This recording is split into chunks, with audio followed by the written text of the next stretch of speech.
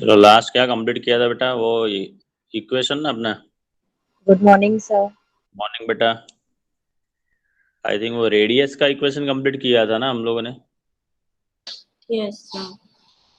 ये वाला इक्वेशन हमने कंप्लीट किया था, इसकी पीडीएफ मैंने भेजी थी आपको, है ना। Yes sir. n square h square epsilon naught upon pi z m square, that is the expression for radius। ठीक है, ये इक्वेशन हम लोगों ने कंप्लीट किया था। n square h square epsilon naught pi m square, that is called for, and if we put z is equal to 1, then that is called the radius equation for hydrogen atom। चलो now we discuss the equation of total energy। ठीक है, total energy का equation prove करते हैं। तो the question is that, ये भी important question है।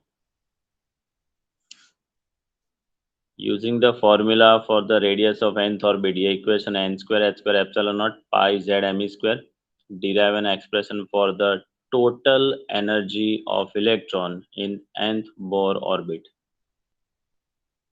ठीक है, मतलब nth ऑर्बिट के लिए एनर्जी क्या होगी, ये इक्वेशन हमें प्रूव करना है। चलो, तो ये डायग्राम वही है, ये डायग्राम है। मैंने आपको बोला था कि आपको एक चीज अंदर और ड्रॉ करनी है, that is called the component of, मतलब टेंजेंट ऑफ वेलोसिटी। याद है ना, ये मैंने आपको उस दिन भी बोला था। Yes sir. कंसीडर करेंगे मास of electron is m, charge e, linear speed in nth orbit is vn, and orbital radius is rn। total charge of the nucleus is ze, where z is called the atomic number। ठीक है, चलो, तो ये electron circular path पे rotate कब हो सकता है, तो उसकी कंडीशन हम लोगों ने बनाई थी, शायद आपको याद होगी। Centripetal force is equal to Coulombian force, ये इक्वेशन हम लोगों ने बनाया था, याद है ना भाई। Centripetal force that is called mv square by r is equal to Coulombian force 1/4 pi epsilon naught z into e by r square, याद है भाई। हाँ सर। चलो, सो सबसे ज़रूरी चीज़ यहाँ पर ये उसकी कंडीशन है, the necessary centripetal force is provided by the Coulombian attractive force between the electron and the positive charge of nucleus। That's why we conclude this equation। चलो एक काम करते बेटा, यहाँ पर ये इक्वेशन जो है उसको हम लोग नोट में डिराइव करते, ताकि आप उसको अच्छे से समझ सको और मुझे गाली कम दे सको। रुक जाओ।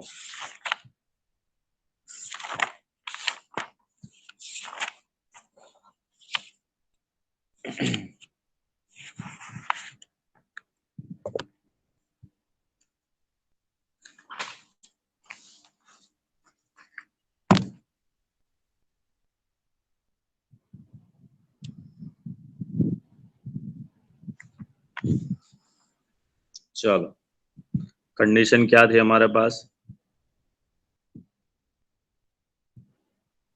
Centripetal that is equal to Coulombian force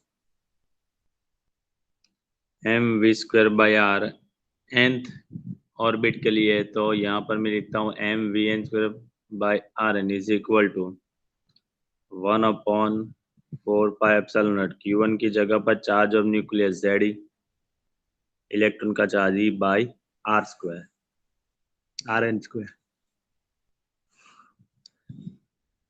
चलो, एक rn और एक rn कैंसिल हो जाएगा, तो इक्वेशन बनेगा mvn square is equal to 1/4 pi epsilon naught z square by rn। चलो, टोटल एनर्जी फाइंड करनी है, तो हम लोग इक्वेशन किसका फाइंड करेंगे, kinetic energy and potential energy, बाद में उसका एडिशन करेंगे। चलो, तो यहाँ पर दोनों साइड में हाफ से मल्टीप्लाई करता हूँ। So half mvn square is equal to, वहां पर आप से मल्टीप्लाई करेंगे तो क्या हो जाएगा, 4 to z 1/8 pi epsilon not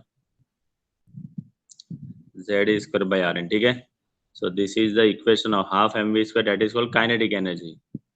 so kinetic energy K का इक्वेशन आ गया हमारे पास 1/8πε0 z² बाय Rn स्क्वायर। ठीक है, ये हो गया काइनेटिक एनर्जी का इक्वेशन नंबर 1। अभी हम लोग फाइंड करेंगे पोटेंशियल एनर्जी। चलो, potential energy U that is equal to formula is K Q1 Q2 by R। K Q1 की जगह पर लिखेंगे Z, Q2 की जगह पर charge of electron that is equal negative by R, R की जगह पर R है। तो potential energy U is equal to equation बनेगा -1/4πε0 Z² by Rn, equation number 2। This is kinetic energy, this is potential energy. Now the total energy. Total energy E is equal to kinetic energy plus potential energy. Kinetic energy I 1/8πε0 Z² by R, and ये plus, लेकिन ये है आगे minus, तो हो जाएगा ये -1/4πε0 Z² by Rn। चलो, क्या कॉमन आ सकता है? 1/4πε0 Z² by Rn कॉमन, तो यहाँ पर क्या बचेगा 1/2 माइनस ये 1, तो 1/2 -1 मतलब -1/2, तो यहाँ पर आंसर क्या आ जाएगा? -1/8πε0 Z² by Rn। This is the equation of total energy. ठीक है, अभी इसमें ये Rn की वैल्यू यहाँ पर रखनी है, -1/8πε0 Z² by Rn, मतलब रेडियस का इक्वेशन याद करो।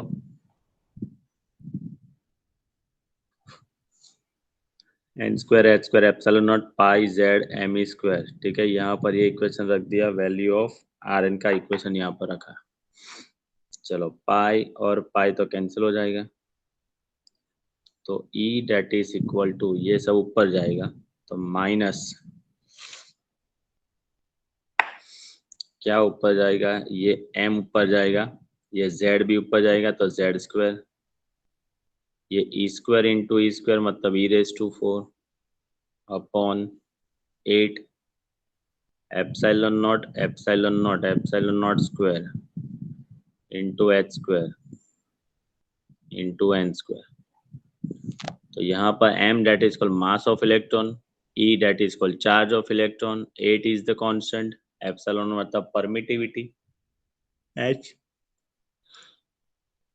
Planck constant. तो यहाँ पर सिर्फ z चेंज हो सकता है और n चेंज हो सकता है, तो E इज प्रोपोर्शनल टू हम लोग क्या लिख सकते हैं? Z² by n²। ठीक है, अभी ये हो गया अभी जनरल इक्वेशन। अभी यहाँ पर मैं हाइड्रोजन के लिए मैं फाइंड करूं तो put Z is equal to 1 for hydrogen, put Z is equal to 1 for hydrogen, तो E that is equal to equation क्या बनेगा? -me⁴ upon 8 ε² h² n²। तो E that is equal to minus, यहाँ पर mass of electron, charge of electron, 8 ε0, ये सब value अब यहाँ पर रखोगे तो 21.79 10⁻⁻19 जूल डिवाइडेड बाय आता है n²। ठीक है, अभी मुझे इलेक्ट्रॉन वोल्ट में इसको कन्वर्ट करना है, तो इसको मैं 1.6 10⁻⁻19 से डिवाइड करूंगा तो आएगा 13.6 by n² in electron volt. Negative sign indicate ये करता है बेटा कि ये जो भी आंसर है नेगेटिव में क्यों है, तो ये इंडिकेट करता है कि इलेक्ट्रॉन जो है वो बाउंडेड कंडीशन में है। सपोज मैं हाइड्रोजन के लिए रखूं तो उसमें एक ऑर्बिट होती है, तो n इज इक्वल टू 1 डालो तो आंसर आ जाएगा E1 that is equal to -13.6 electron volt. तो ये बोला जाता है उसका ग्राउंड स्टेट। ठीक है, ग्राउंड स्टेट एनर्जी लेवल उसको बोला जाता है। हाइड्रोजन के लिए ये ground state energy level -13.6 electron volt. अभी फर्स्ट ऑर्बिट में से कोई इलेक्ट्रॉन को मुझे निकालना है, फर्स्ट ऑर्बिट में से कोई इलेक्ट्रॉन को मुझे निकालना है, तो ये एनर्जी को जीरो करनी पड़ेगी। जीरो करनी पड़ेगी मतलब मुझे एक्सटर्नली कितनी एनर्जी देनी पड़ेगी, तो ये -13.6 तो है ही। मुझे इसमें कितनी एनर्जी मैं दूंगा ताकि आंसर जीरो आए, तो एक्सटर्नली मैं बाहर से 13.6 दे दूंगा। तो मतलब क्या बेटा कि जब भी इलेक्ट्रॉन को ऑर्बिट में से, उसकी ऑर्बिट में से बाहर ही निकालना है, बाउंडेड कंडीशन में से फ्री कंडीशन में ही लाना है, तो उसकी टोटल एनर्जी क्या करनी पड़ेगी, जीरो। तो जिसकी जितनी उसकी बाउंडेड कंडीशन में एनर्जी है उतनी ही हम लोग एक्सटर्नल एनर्जी देंगे, तो resultant energy is equal to zero, then electron that will be converted into, हम लोग बोल सकते हैं कि वो फ्री कंडीशन में जा सकता है। ठीक है, क्लियर। देखो एक बार यहाँ से एक्सप्रेशन फिर से देख लो, क्या कंडीशन से कौन कौन सी एनर्जी कैसे फाइंड की है, बोलते जाना, मैं स्लाइड करते जाऊंगा।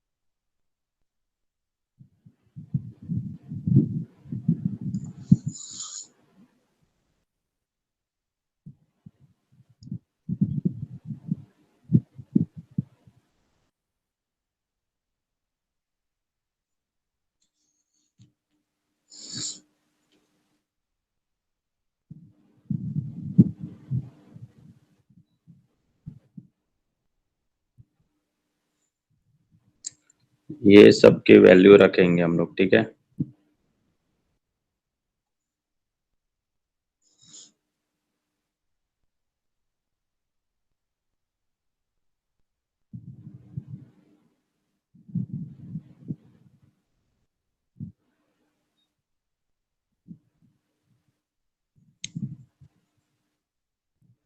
चलो हो गया बेटा।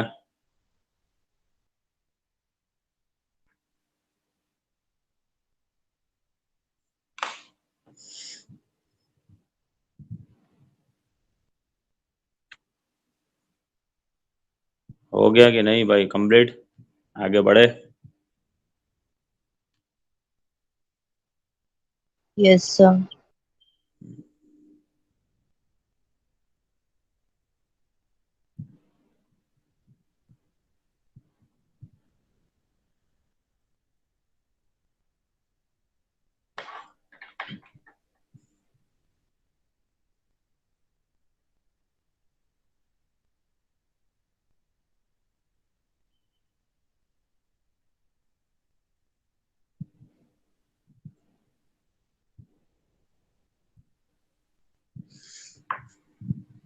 चलो,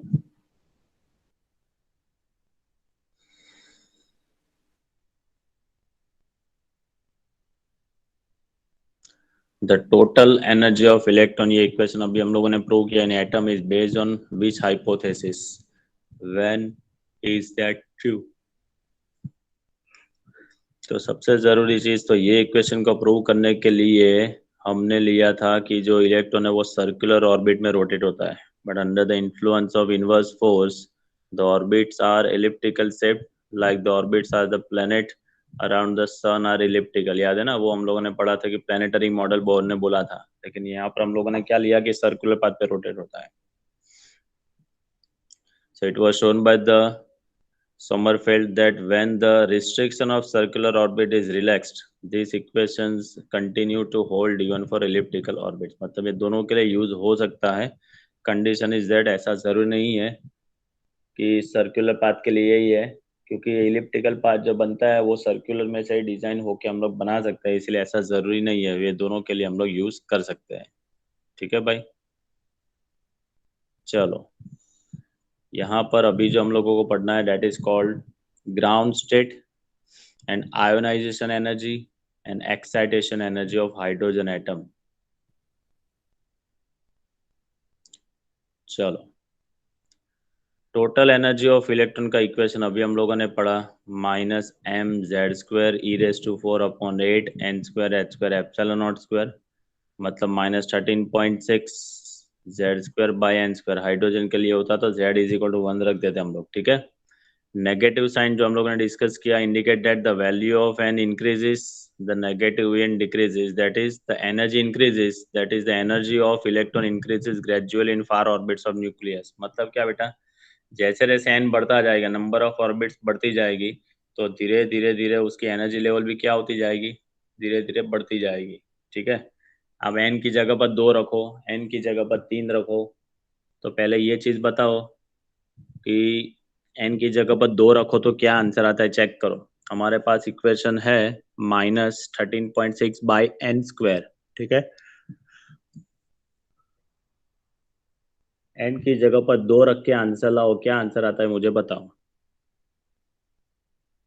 2 का स्क्वायर 4, मतलब -13.6/4 करके मुझे आंसर बताओ।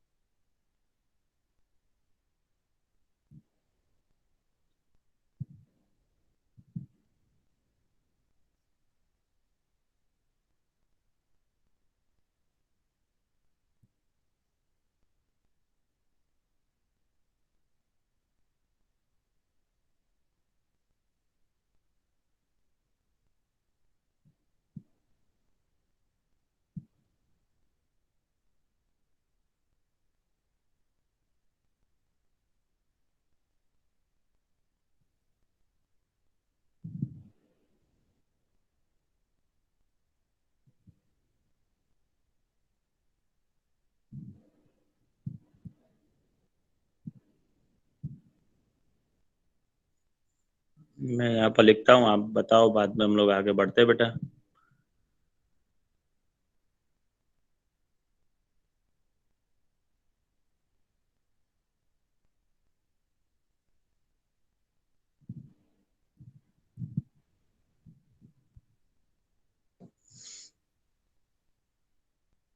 इसका आंसर क्या आता है वो आप जरा बताओ, टाइम मिले तब, तो बाकी हम लोग धीरे धीरे आगे बढ़ेंगे।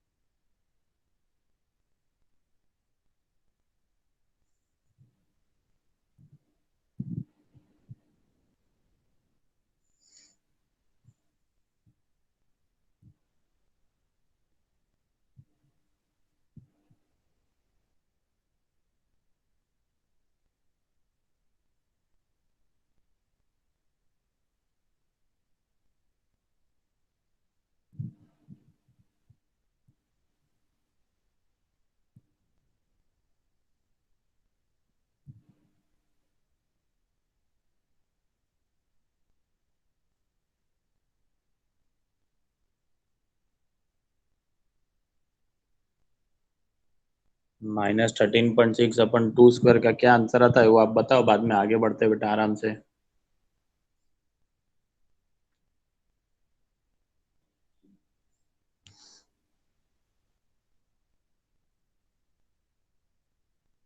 आवाज आती है? Yes, sir. ठीक है, अपने हिसाब से ये इसका आंसर बताओ, बाद में आगे बढ़ते हैं। अभी तो टाइम है हमारे पास, अभी तो 8 बजे।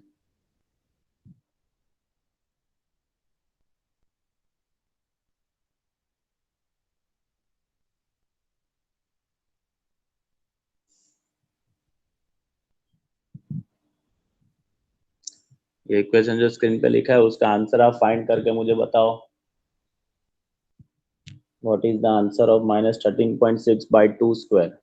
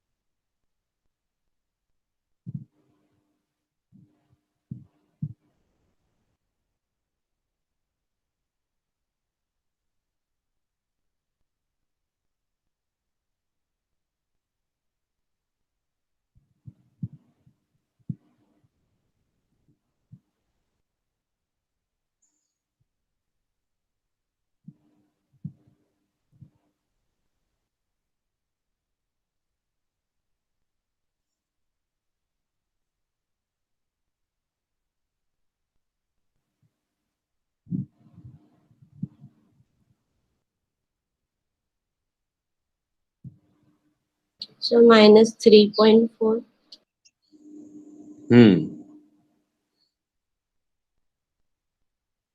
-3.4।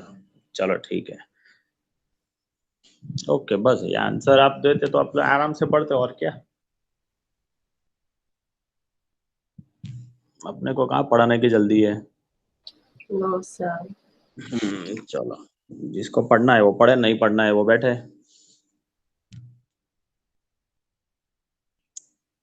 चलो यहाँ पर हम लोग 1 रखेंगे। Electron, when electron is revolving, when electron is revolving in orbit closest to the nucleus, means n is equal to 1 orbit, the absolute value of the energy is smaller, क्योंकि आंसर आएगा, आप n की जगह पर 1 रखोगे तो आपका answer आएगा -13.6, जो आप लोगों को यहाँ पर दिख सकता है। ठीक है, चलो, Yes, sir. तो that is called the ground state energy.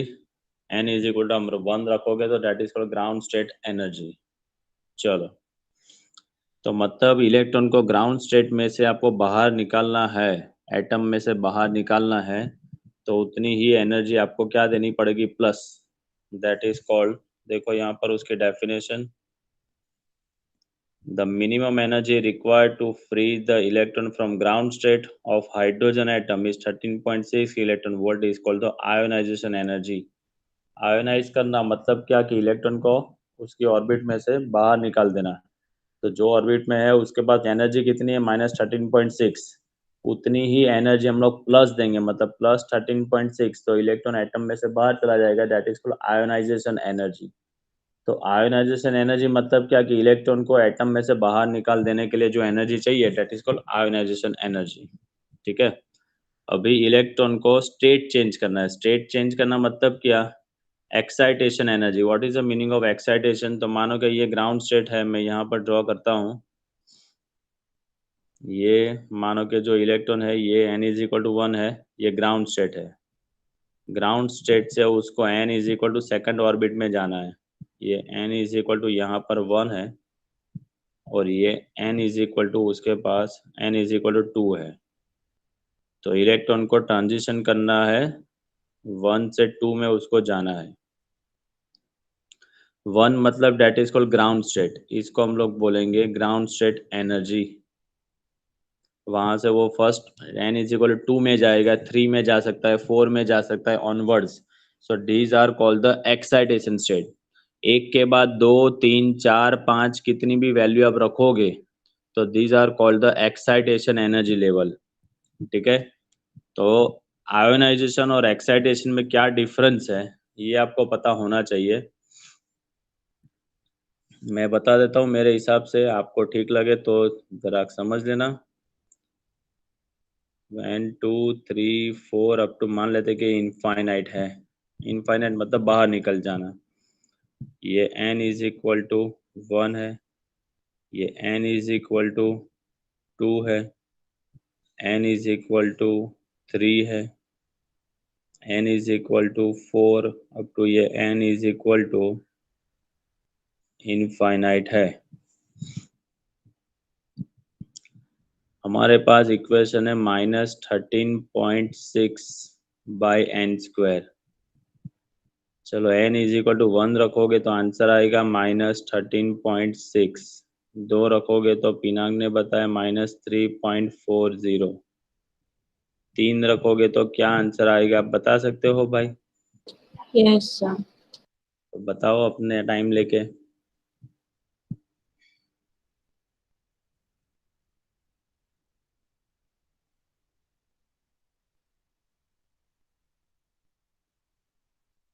-1.51. -1.51। 4 रखोगे तो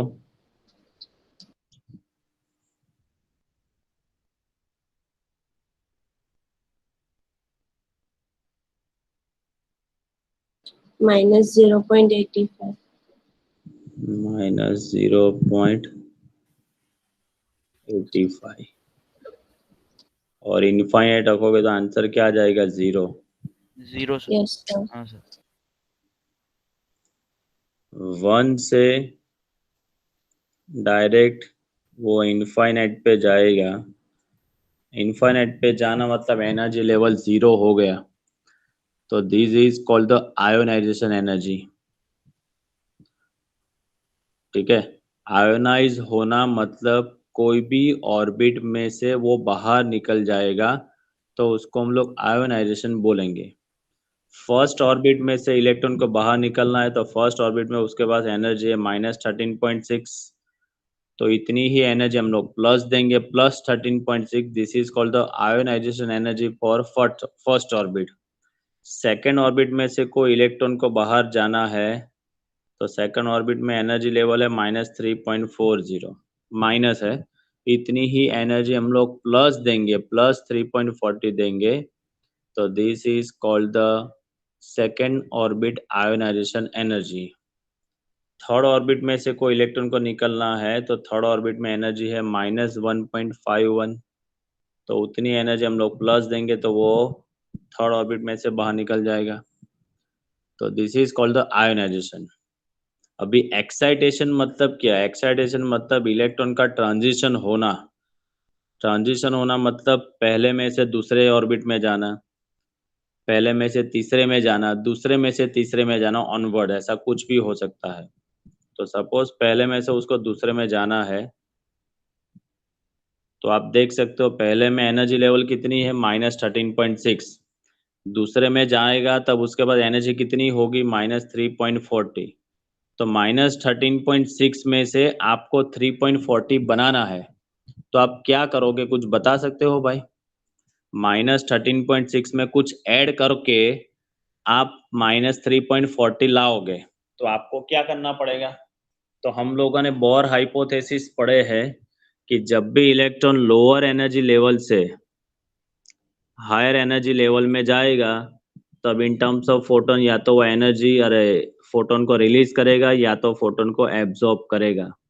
तो यहाँ पर आप देख सकते हो -13.6 that is called lower energy level and -3.40 that is called higher energy level. तो लोअर से हायर में जाएगा तो हम लोगों ने क्या पढ़ा था कि फोटोन को रिलीज करेगा या फोटोन को एब्जॉर्ब करेगा?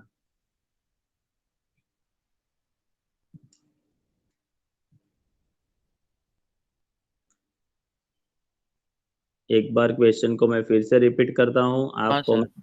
20 मिनट का टाइम देता हूँ, आप सोच के बताना 20 मिनट में। इलेक्ट्रॉन लोअर एनर्जी लेवल से हायर एनर्जी लेवल में आएगा तो इन टर्म्स ऑफ फोटोन को रिलीज करेगा या तो एब्जॉर्ब करेगा, क्या करेगा ये आप मुझे बताओ। Absorb sir. एब्जॉर्ब करेगा। चलो 20 मिनट का टाइम दिया था बेटा, क्यों जल्दबाजी कर दी? बहुत टाइम। नहीं, अरे तो आगे वाली थियरी में पूछ रहा था तो आंसर नहीं आ रहे थे, तो मुझे लगा कि शायद आपको टाइम चाहिए इसीलिए। नहीं सर। नहीं सर। नहीं, ऐसा कोई जरूरी नहीं है बेटा। देखो आप अपने हिसाब से टेक योर टाइम, सिलेबस तो कंप्लीट होता रहेगा, ठीक है। अभी अपने को भी शांति से मैं क्वेश्चन करूंगा, आप अपने टाइम पे जवाब देना। ऐसा कोई जल्दी नहीं कि जल्दी आंसर दे दो, ठीक है, क्योंकि आपको कैलसी लेने जाना पड़ेगा, उठना पड़ेगा, फिर सोचना पड़ेगा, बटन को प्रेस करना पड़ेगा, ये सारी चीजें आपको करनी है। तो एक सेशन कंप्लीट करने के लिए 5 मिनट तो चाहिए ना, एक बटन प्रेस करके 5 मिनट तो रुकना पड़ेगा ना आपको, इसीलिए। ठीक है, चलो कोई प्रॉब्लम नहीं है बेटा। तो यहाँ पर इलेक्ट्रॉन जब स्टेट चेंज करता है 1 से 2 में, 1 से 3 में, 3 से 4 में, मतलब बाहर नहीं निकलेगा, सिर्फ और सिर्फ ऑर्बिट के नंबर चेंज करेगा। पहली ऑर्बिट से दूसरी ऑर्बिट में, दूसरे से तीसरे में, पहले से तीसरे में, ऐसा कोई भी ट्रांजिशन होगा तो डेट इज कॉल्ड एक्साइटेशन। क्योंकि n is equal to 1, this is called the ground state energy. n is equal to 1, that is called ground state. और n is equal to 2, 3, 4, 5 onwards जो भी आप बोलते हो, that is called excitation energy level. And जब वो infinite पे जाएगा that is called the ionization energy. ठीक है, और तो इनफाइनाइट से पहले वाले जो भी सारे नंबर्स होंगे, these are called the excitation energy level. And infinite पे गया मतलब बाहर निकल गया, तो that is called the ionization energy. ठीक है, दोनों में ये डिफरेंस है। Yes sir. तो अभी आप मुझे Yes, ये sir. बताओ बेटा कि जब भी इलेक्ट्रॉन को ट्रांजिशन करना होगा, एक ऑर्बिट में से दूसरी ऑर्बिट में जाना होगा, तब जो एनर्जी जरूरत पड़ेगी, that energy is called the excitation energy. जब भी इलेक्ट्रॉन कोई ऑर्बिट में से कोई दूसरी ऑर्बिट में जाएगा, मतलब एक ऑर्बिट में से कोई दूसरी ऑर्बिट में ही जाएगा, तब जो एनर्जी की जरूरत पड़ेगी, that is called the excitation energy. जब इलेक्ट्रॉन फर्स्ट ऑर्बिट में से, मतलब कोई भी ऑर्बिट में से सीधा बाहर ही निकल जाता है, एटम के बाहर निकल जाता है, then that is called the ionization energy. ठीक है, 5 मिनट का टाइम देता हूँ बेटा, सोच के बताओ कि सही बोला है ना मैंने। सोच के बताओ, 5 मिनट का टाइम है आपके पास।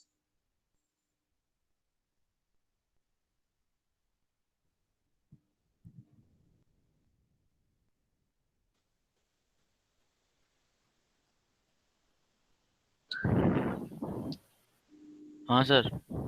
ओके, चलो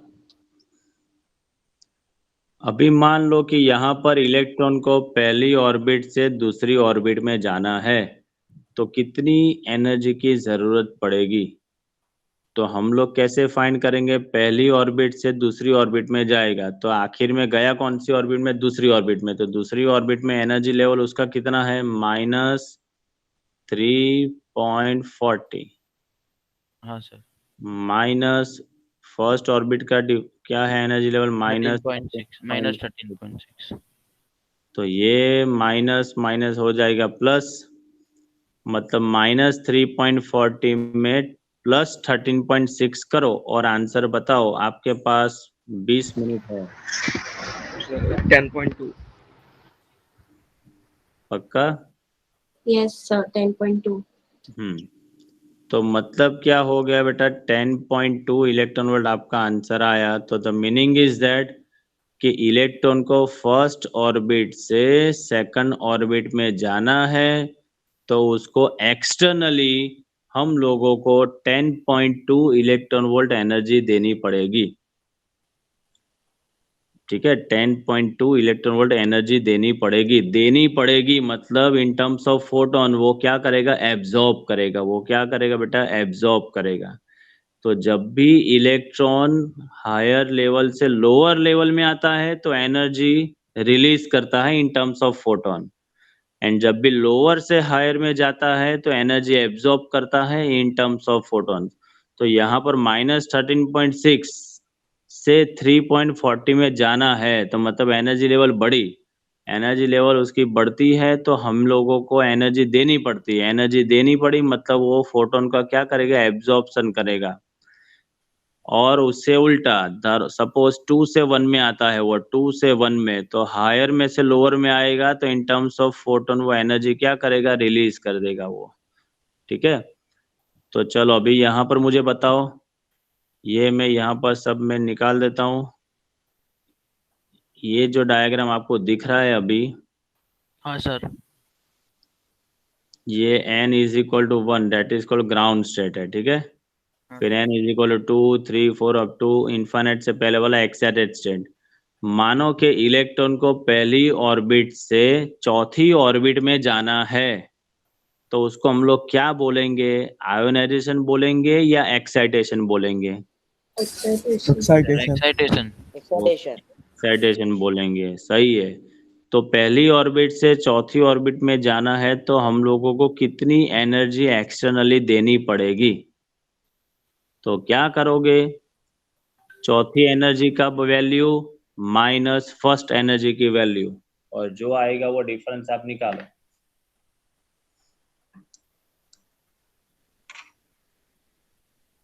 सर 12.75। हाँ, मतलब पहली ऑर्बिट में से चौथी ऑर्बिट में जाने के लिए हम लोगों को इलेक्ट्रॉन को एक्सटर्नली 12.75 आ दिया ना, हाँ सर। उतनी एनर्जी बाहर से देनी पड़ेगी मतलब वो एब्जॉर्ब कर रहेगा।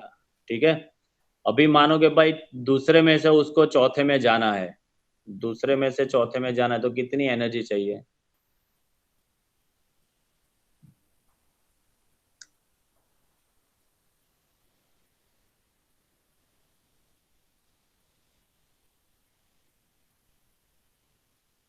सर 2.55। Minus 2.55. माइनस थोड़ी आएगा बेटा, माइनस नहीं हाँ सॉरी सर, प्लस आ रहा. 2 से 4 तो 4 - 2 करना पड़ेगा ना। Yes sir. हाँ, ठीक है, तो this is called the excitation energy. अभी मानो कि भाई इलेक्ट्रॉन को थर्ड ऑर्बिट में से बाहर निकलना है तो उसको क्या बोलेंगे? थर्ड एनर्जी से एटम के बाहर निकलना है तो उसको क्या बोलेंगे, आयोनाइजेशन या आयोनाइजेशन।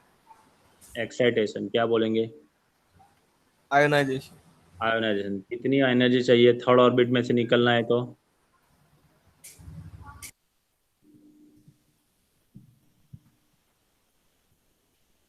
थर्ड ऑर्बिट में एनर्जी लेवल कितनी है देखो। Sir 1.51 positive. मतलब थर्ड स्टेट में एनर्जी है -1.51 दैट इज हाँ कॉल्ड बाउंडेड कंडीशन। हाँ अभी हाँ, प्लस एनर्जी 1.5। प्लस देनी है। ठीक है भाई, Yes sir. चलो क्लियर भाई। हाँ सर। Yes sir.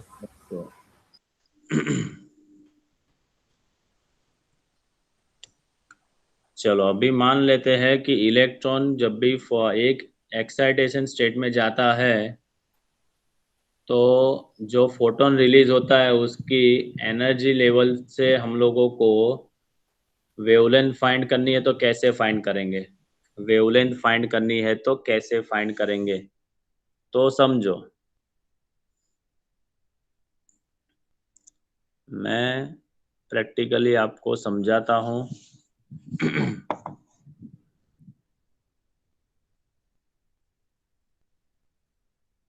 ये है हमारे लिए ग्राउंड स्टेट है तो E N is equal to क्या लिख सकते हैं हम लोग, 1। इधर आंसर आता है -13.6 इलेक्ट्रॉन वोल्ट। यहाँ पर मान लेते कि n इज इक्वल टू 2 तो उसका क्या आंसर था, -3.40 electron volt, -1.51 electron volt, n is equal to 3 रखा था। और n is equal to infinite था, तो तब आंसर आया था 0।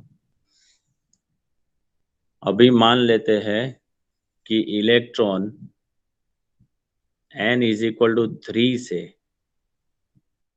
वो n इज इक्वल टू 1 में आता है।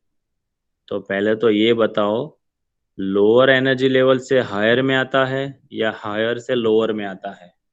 हायर से लोअर। क्या? हायर से लो सर। हायर में लोअर, हाँ, हायर से लोअर में आता है। तो photon in terms of photon energy release करेगा कि एब्जॉर्ब करेगा? सर रिलीज रिलीज करेंगे। ना, मतलब फोटोन जैसे बाहर निकलेंगे, उसका मीनिंग ऐसा हुआ। Yes sir. चलो अभी हम लोगों को वेवलेंथ फाइंड करनी है। ये जो फोटोन बाहर निकला है उसकी वेवलेंथ क्या होगी? तो according to energy equation E is equal to minimum energy is HF। F is equal to आप बोल सकते हो C बाई लैम्बडा। तो यहाँ से मुझे लैम्बडा फाइंड करना है, तो क्या लिख सकते हैं हम लोग? HC by E। क्या लिख सकते हैं? HC by E। तो HC बाई E मतलब the difference of energy level. तो कहाँ से कहाँ आ रहा है वो?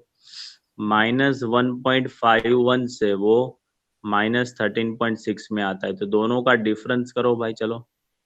-1.51 प्लस माइनस, मतलब माइनस माइनस प्लस 13.6 कितना आता है? 09। तो यहाँ पर हम लोग क्या लिख सकते हैं बेटा? वो E1 माइनस E3। क्या लिखेंगे हम लोग? E1 minus E3। ठीक है। यस तब सर। मान लेते हैं कि वो थर्ड से n इज इक्वल टू 2 में आता है, थर्ड ऑर्बिट से वो सेकंड ऑर्बिट में आता है। तो ये भी हायर से लोअर में ही आया, तो फोटॉन्स के फॉर्म में एनर्जी को रिलीज करेगा। तो 3 से 2 में आया, तो ये लैम्बडा का इक्वेशन क्या बनेगा? Lambda is equal to HC by, कहाँ से कहाँ आया? 3 से 2 में आया, तो E2 माइनस क्या लिखेंगे हम लोग? E3। आंसर भले चाहे नेगेटिव में आए, लेकिन हम लोग इसका मॉडुलस कंसिडर करेंगे ऐसे। ठीक है भाई। Okay sir. जब भी आपको वेवलेंथ फाइंड करनी है, तो ये आपको चेक करना होगा बेटा कि उसका ट्रांजिशन कौन से स्टेट से कौन से स्टेट में हो रहा है। ठीक है। मानो कि भाई ये n इज इक्वल टू 4 है, इसकी वैल्यू है -0.85 इलेक्ट्रॉन वोल्ट। तो मान लेते हैं कि भाई 4 से 2 में आता है, तो आपका इक्वेशन लैम्बडा का क्या बनेगा? लिखवाओ। Lambda is equal to HC by, क्या लिखूं? 4 से 2 में आता है तो क्या लिखूं नीचे? E2 minus E4। हाँ, E2 माइनस लिखेंगे E4। ठीक है भाई। Yes sir. अभी मानो कि उल्टी प्रोसेस होती है कि भाई 3 से 4 में जाता है, तो यहाँ पर नीचे क्या लिखेंगे? 3 से 4, तो लोअर एनर्जी से हायर एनर्जी लेवल में गया, लोअर से हायर में गया तो क्या करेगा? फोटोन को एब्जॉर्ब करेगा ना। वो भी यस सर। इक्वेशन तो यही बनेगा। लैम्बडा इज इक्वल टू क्या लिखेंगे? HC बाई 3 से 4 में गया, तो हम लोग क्या लिखेंगे यहाँ पर? E4 minus E3। ठीक है। Yes sir. चलो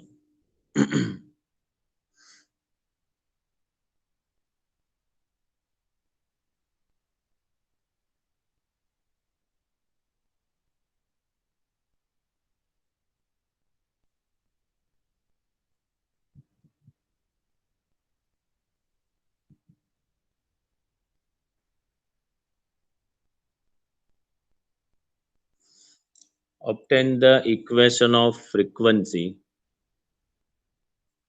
Obtain the equation of frequency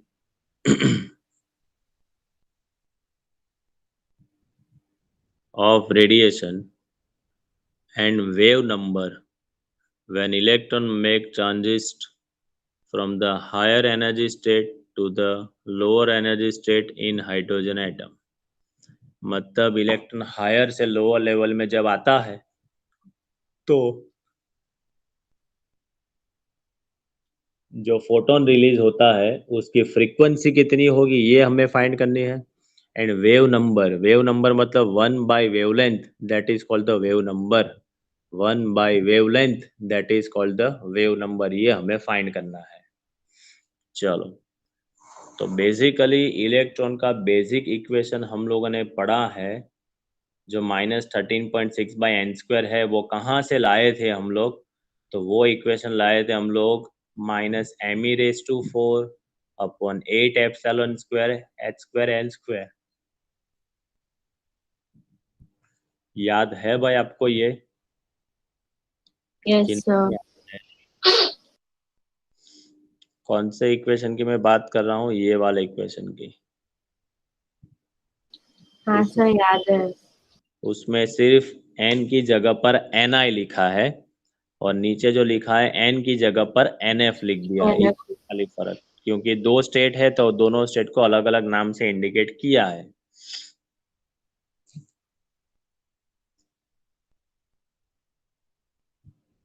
चलो, तो मान लेते हैं यहाँ पर कि इलेक्ट्रॉन का जो ट्रांजिशन है, according to the third postulate of Bohr model, when an atom makes a transition from the higher energy state with quantum number ni, quantum number मतलब हम लोग उसको ऑर्बिट नंबर भी बोल सकते हैं, to the lower energy state with quantum number nf, मतलब ni से वो nf में आता है, then the photon of energy is emitted equal to their energy difference, जो हम लोगों ने अभी डिस्कस किया था, याद करो, lambda is equal to hc by नीचे डिफरेंस लिखते थे ना भाई, तो सेम फ्रीक्वेंसी के फॉर्म में लिखना है। चलो, तो जहां पर हमारे पास इक्वेशन है एनर्जी का, तो मैं फिर से यहाँ पर एनर्जी का इक्वेशन लिखूंगा, energy E that is equal to -me⁴ upon 8 epsilon naught square h² n²। ये जनरल इक्वेशन है। अभी वो कहाँ से कहाँ आता है भाई? तो हम लोगों ने अभी डिस्कस किया कि वो ni से nf में आता है। तो जहाँ पर ये जो n है, उसमें हम लोग n की जगह पर पहले लिखेंगे ni और बाद में लिखेंगे हम लोग nf। तो देखो हमारा फर्स्ट इक्वेशन बन गया -me⁴, ये हमारा फर्स्ट इक्वेशन -me⁴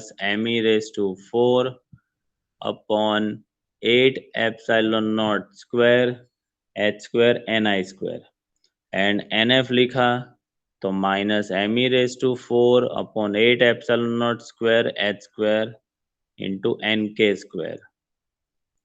ठीक है भाई, एक्चुअली वहां पर आना चाहिए nf आना चाहिए, लिखा है nk लिखा है, क्योंकि देखो ऊपर आपने देखा होगा, देखो वो nf में आता है ना, तो वहां Yes, से sir.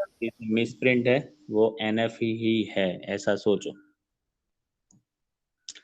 बस अभी किसकी एनर्जी लेवल ज्यादा होगी? आई से एफ में आता है तो E N I is greater than, क्या लिख सकते हैं हम लोग, ई एन एफ। तो एनर्जी का डिफरेंस निकाला, तो शायद आपको वो डिफरेंस दिख रहा है, इसको मैं नोट में लिखता हूँ, आप मुझे बताना इक्वेशन, थोड़ा हेल्प कर लेना। पर इक्वेशन आपको दी जाती है 6 मिनट।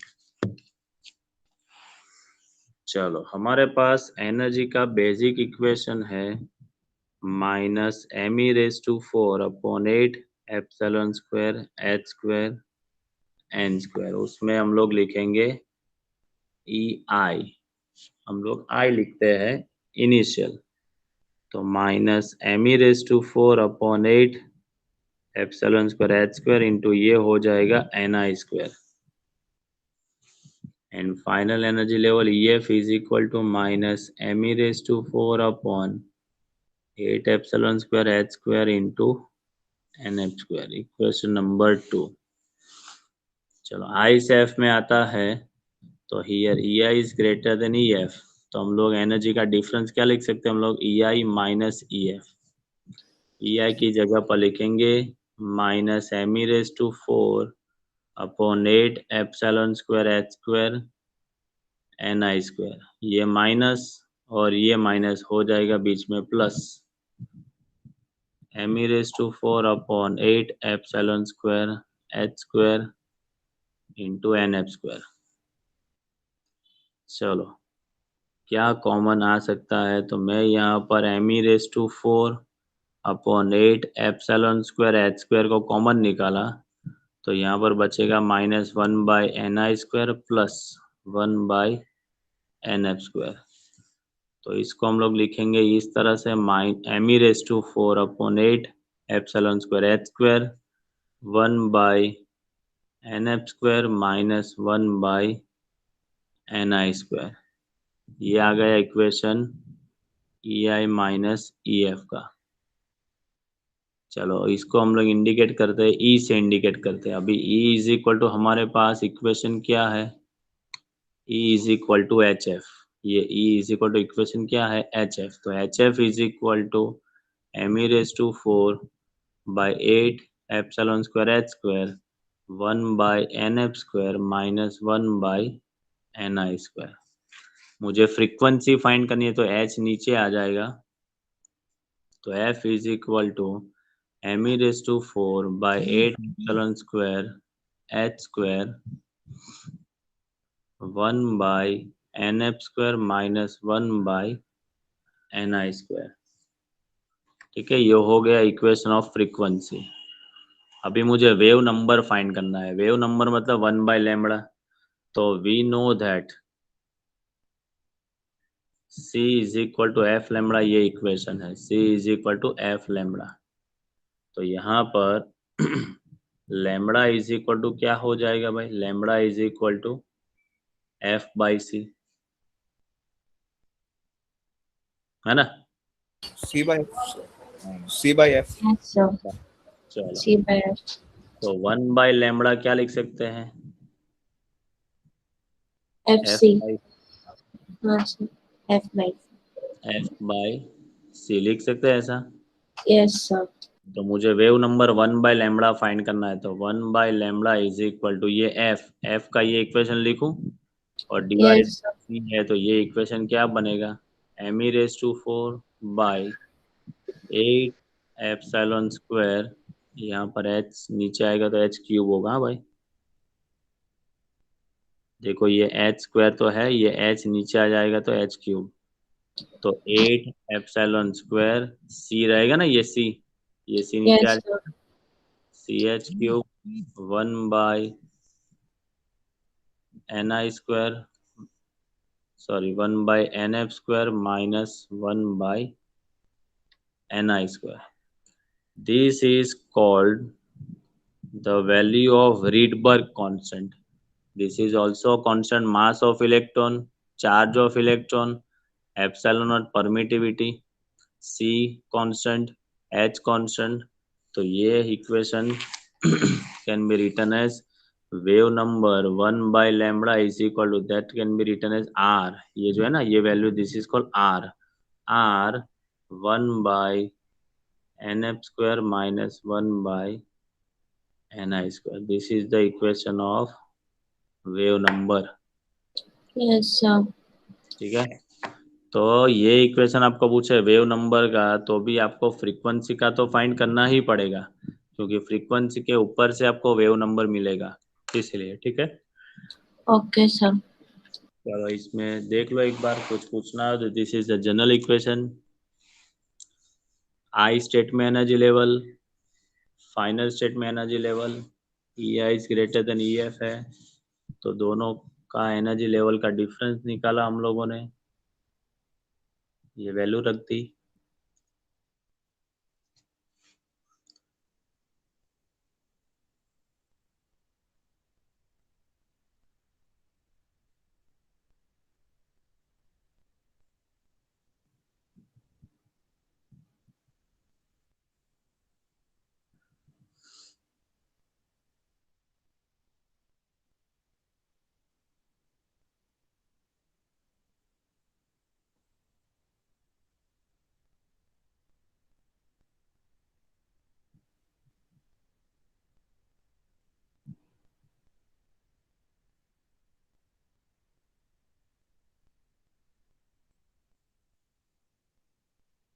हो गया sir.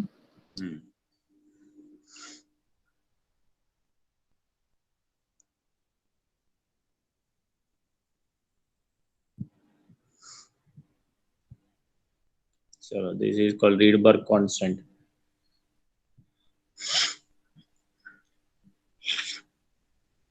The value of Rydberg constant is this. R is equal to 1.097 10 to the power 7. Metre raise to -7 नहीं आएगा, वो मीटर रेस टू -1 है, इनवर्स है वो। ठीक है, Okay, sir. ये रीडबर्ग की वैल्यू आपको याद रखनी पड़ेगी एग्जाम में। हाँ भाई, रीडबर्ग कांस्टेंट। Yes, sir.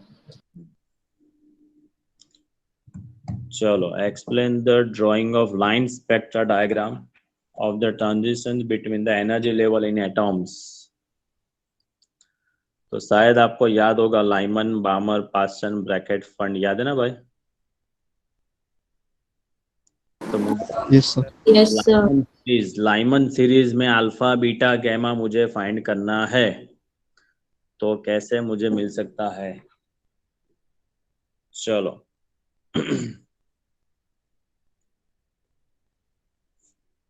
समझो। पहले तो यहाँ पर आपको सारे इक्वेशन पता होने चाहिए भाई। लाइमन के लिए मुझे लिखना हो तो लाइमन का इक्वेशन क्या है? 1/λ is equal to R 1/1 square minus 1/, N square. याद है ना भाई? Yes, sir. 2 3 4 dash dash dash. चलो अभी लाइमन के बाद बामर। बामर का इक्वेशन क्या है? 1 upon lambda is equal to R. 2 1 square upon square. By n स्क्वायर, Yes, sir. where n is equal to 3 4 5 dash dash dash। फिर पास्टन, तो 1/λ is equal to r 1/3 square 1/n square 4 5 6 dash dash dash. चलो bracket, तो 1/λ is equal to r 1/4 square minus 1/n square 5 6 7 dash dash dash, and 1/λ is equal to r 1/5 square minus 1/n square 6 7 8 dash dash dash। अभी याद करो, ये equation जब हमने पढ़ा था कि if we put n is equal to 2 तो हमें लाइमन की कौन सी सीरीज मिलेगी, याद है ना? Alpha, Yes, sir. Beta. Beta. Gamma, pi रखेंगे तो क्या मिलेगा? डेल्टा। तो मैं यहाँ पर तो ड्रॉ करता हूँ, this is called n is equal to 1, फिर n इज इक्वल टू 2, फिर ये n is equal to 3, n is equal to 4, n is equal to 5। चलो अभी मानो कि भाई लाइमन सीरीज के लिए मुझे फाइंड करना है अल्फा, बीटा, गैमा, डेल्टा। तो 2 से 1 में ट्रांजिशन होगा तो कोई भी ऑर्बिट में से 1 में आएगा ना, तो वो लाइमन सीरीज ही बोला जाता है। 2 से 1 में आया तो लाइमन का अल्फा, 3 से 1 में आया तो लाइमन का बीटा, 4 से 1 में आया तो लाइमन का गैमा, 5 से 1 में आएगा तो लाइमन का डेल्टा। तो this is called the Lyman series. अभी बामर के लिए मुझे लिखना है, तो बामर मतलब कहाँ चालू होता है? 2 होता है ना? Yes, sir. 3 से 2 में आता है, 4 से 2 में आता है, 5 से 2 में आता है। तो दिस इज कॉल्ड, 2 में आया तो उसको हम लोग बामर बोलेंगे। पास्चन मतलब क्या? 3 में। 3. तो 4 से 3 में आता है, 5 से 3 में आता है, तो उसको हम लोग बोलेंगे पास्चन। ब्रैकेट में 4 है तो मतलब 5 से 4 में आएगा तो इसको हम लोग क्या बोलेंगे? ब्रैकेट सीरीज बोलेंगे। 5 से 6 से 7 से 4 में आता है तो उसको हम लोग क्या बोल सकते हैं बेटा? Brackett series. ठीक है भाई? Yes, sir. तो कोई भी ऑर्बिट में से 1 में आएगा तो वो लाइमन सीरीज ही होगी। कोई भी ऑर्बिट से 2 में आएगा तो उसको बामर ही बोलेंगे। कोई भी ऑर्बिट में से 3 में आएगा तो पास्चन। कोई भी ऑर्बिट से 4 में आएगा तो वो ब्रैकेट। तो कोई भी ऑर्बिट से वो 5th में आएगा तो हम लोग फंड बोल सकते हैं उसको, ठीक है भाई। Yes, sir. चलो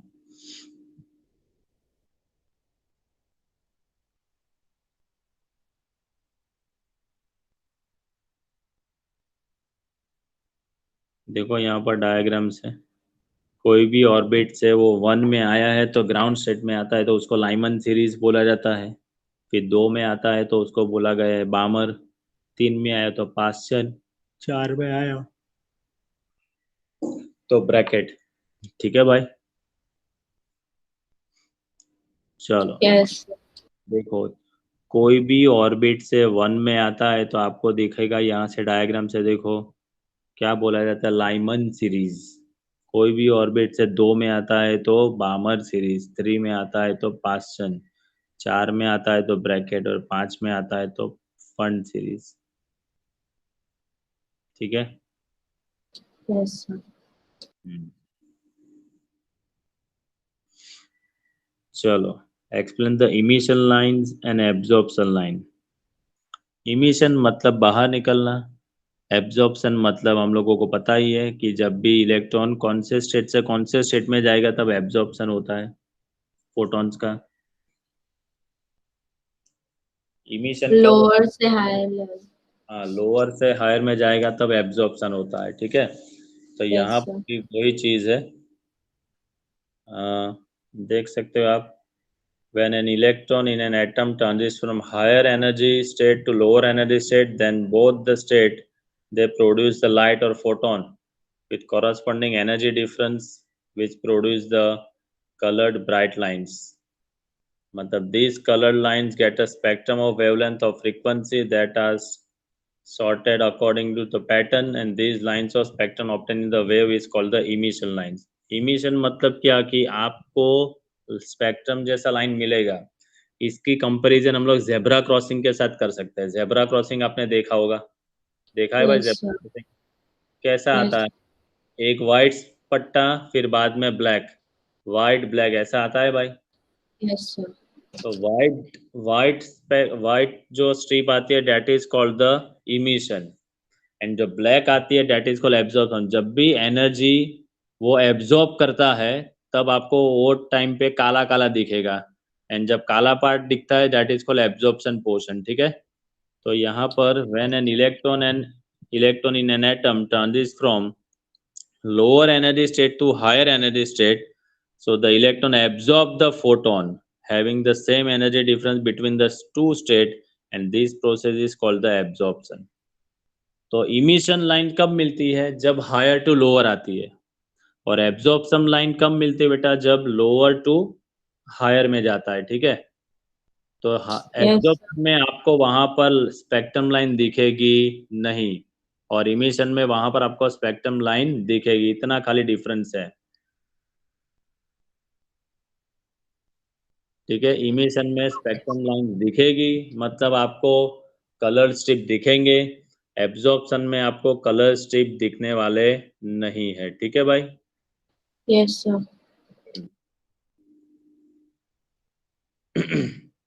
तो इमिशन और एब्जॉर्प्शन में क्या डिफरेंस है? चलो बताओ फटाफट, इमिशन में क्या दिखेगा और एब्जॉर्प्शन में क्या दिखेगा? Absorption में light नहीं दिखेगी और emission में light दिखेगी। इमिशन कब हो सकता है? इमिशन की कंडीशन क्या? जब हायर लेवल से लोअर लेवल में आएंगे तब emission, हाँ, और एब्जॉर्प्शन?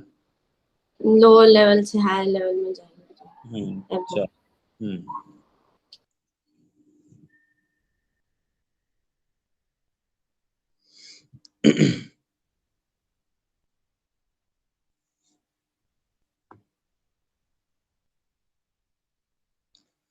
चलो एक्सप्लेन द लिमिट, एक थियरी बाकी है। Explain the quantization of angular momentum to behave an electron as a wave in an atom. तो जैसे हम लोगों ने क्वांटाइजेशन ऑफ इलेक्ट्रॉन पढ़ा था फर्स्ट चैप्टर में, Q that is equal to n e, शायद याद होगा आपको, Q that is equal to n e, याद है भाई equation? yes sir, quantization of electron Q that is equal to n e, और यहाँ पर पढ़ना है क्वांटाइजेशन ऑफ एंगुलर मोमेंटम। तो हम लोगों ने ऐसा पढ़ा है बोर पोस्टुलेट में कि इलेक्ट्रॉन ऑलवेज ऐसी ही ऑर्बिट में रोटेट करेगा कि जहां पर उसका एंगुलर मोमेंटम जो है वो h/2 के इंटीग्रल फॉर्म में होगा, याद है?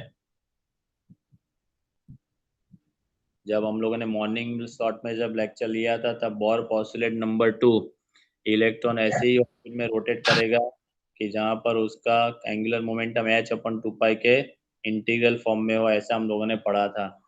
यस सर, हाँ यस सर, पढ़ा था।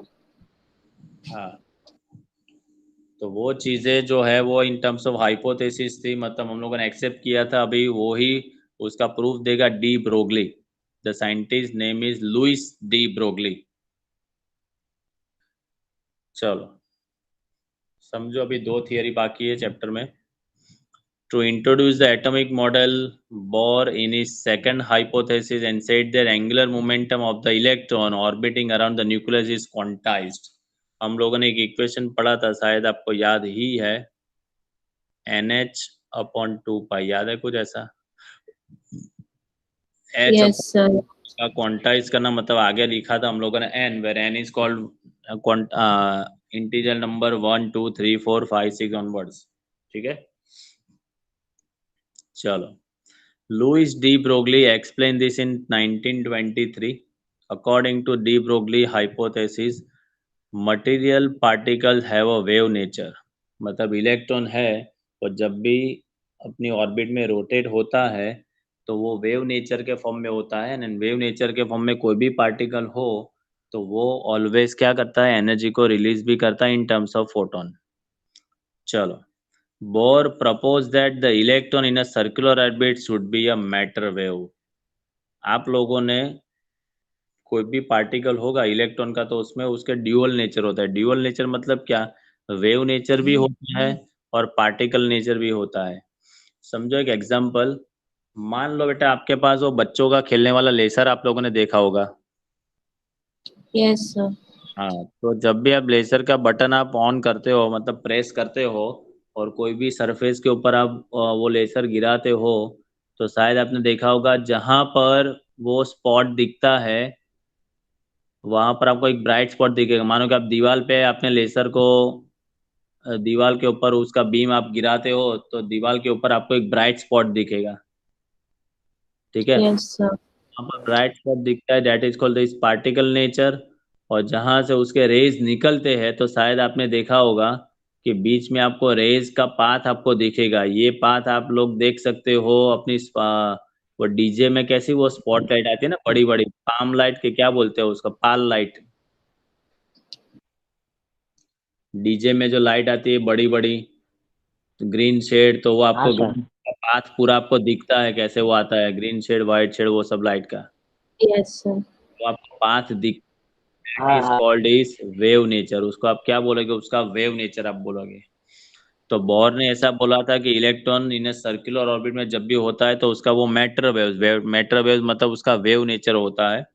And the waves travelling on a string, जब भी स्ट्रिंग के ऊपर वेव ट्रैवल करते हैं, याद करो, मानो कि भाई ये स्ट्रिंग है, ये स्ट्रिंग को एक हाथ पे मैंने यहाँ पर पकड़ा हुआ है, अभी मैं इसको यहाँ पर जर्क देता हूँ तो इसमें आपको याद होगा ना वेव्स ऐसे जनरेट होते हैं, याद है भाई?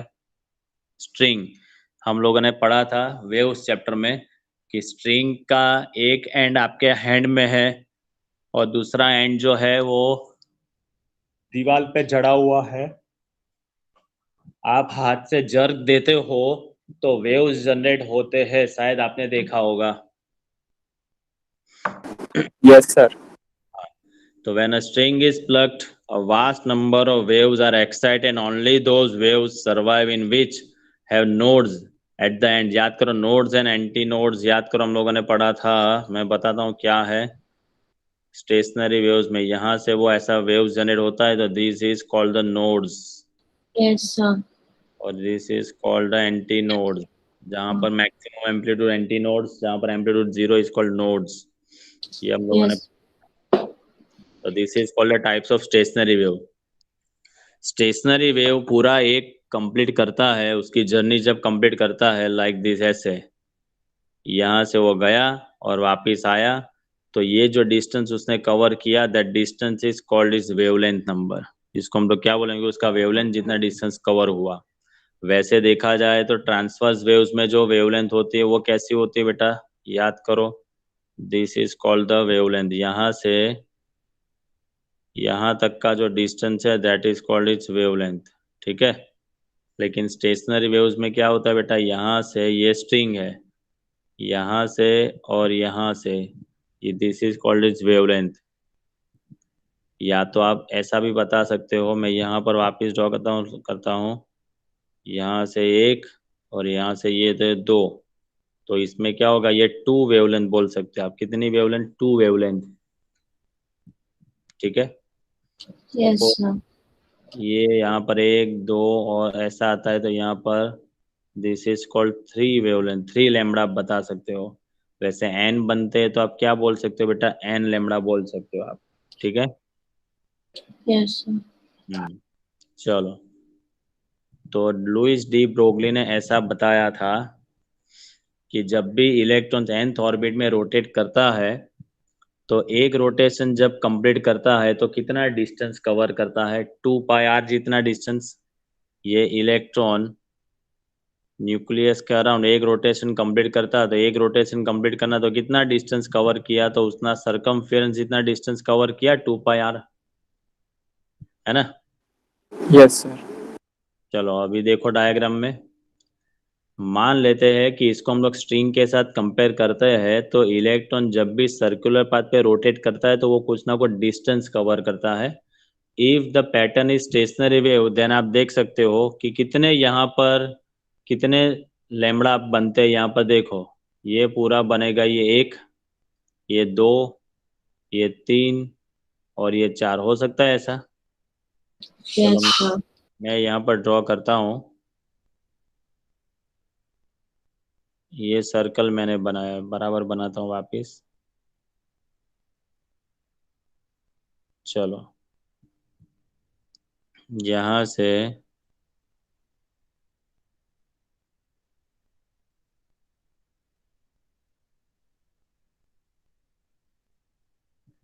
ऐसे, अभी उसको मैं कंप्लीट करता हूँ। ये एक कंप्लीट हुआ, ठीक है, एक,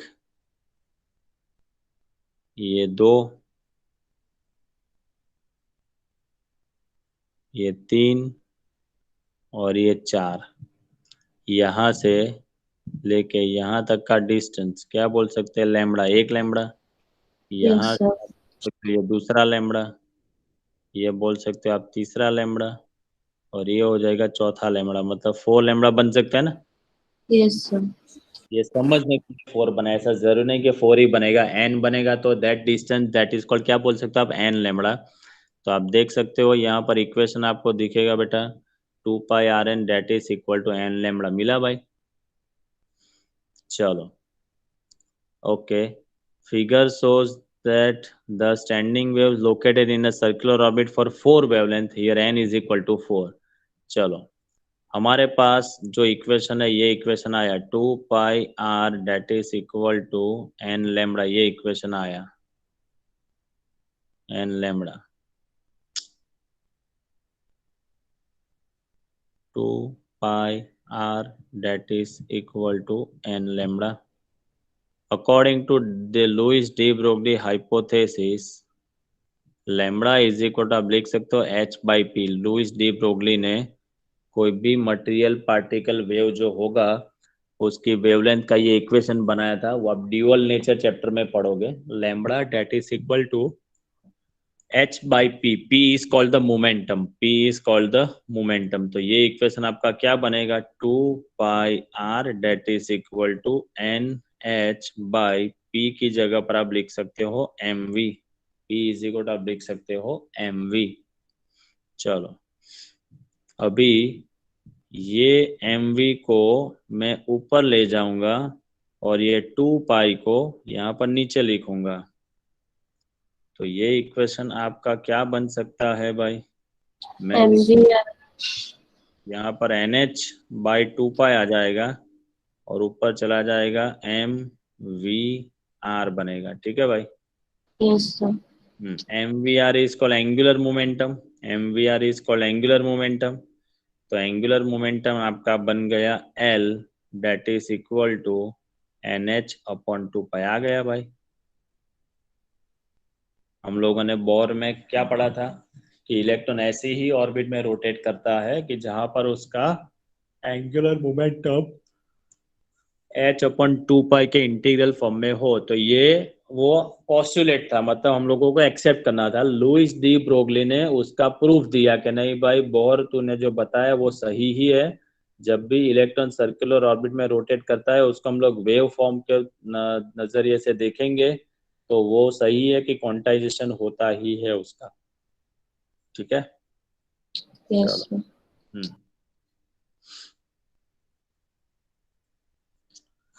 चलो तो the final point is that momentum is always multiple integral of H/2 pi. So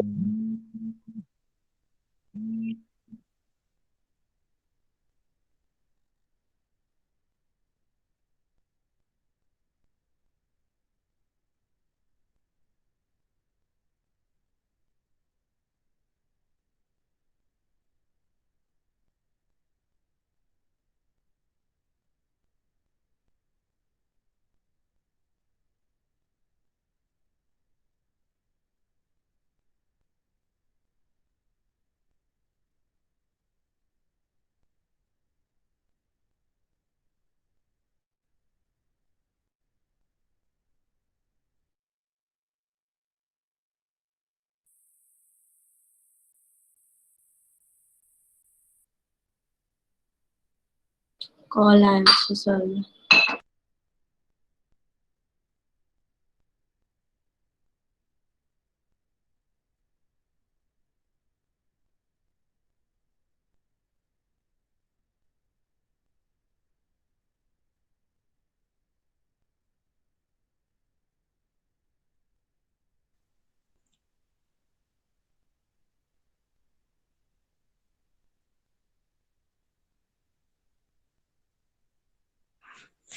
चलो तो लुईस डी ब्रोगली ने ये एंगुलर मोमेंटम का जो कंसेप्ट था उसका उसने प्रूफ दे दिया था और उसने बताया कि भाई सही है कि quantization of angular momentum to behave an electron as a wave in atom, कि जब भी वो सर्कुलर पाथ पे रोटेट करता है तो वो एटम में वेव के फॉर्म में जब होता है तब एंगुलर मोमेंटम का क्वांटाइजेशन उसका होगा ही होगा।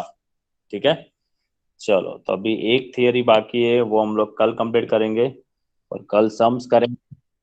तो भाई अपना कैलकुलेटर Yes. लेके बैठना भाई आप। ठीक है, Okay, sir. चलो इसकी ओके पीडीएफ सर। में भेज दूंगा तो आप वो अपने हिसाब से उसको आप स्टडी करते रहना। ठीक है, हाँ सर। Yes, sir. ठीक है, ठीक हाँ सर। Okay sir, bye okay sir, बेटा, thank you sir. Bye sir. Bye बेटा। Bye, sir. Bye, sir. Thank you, sir.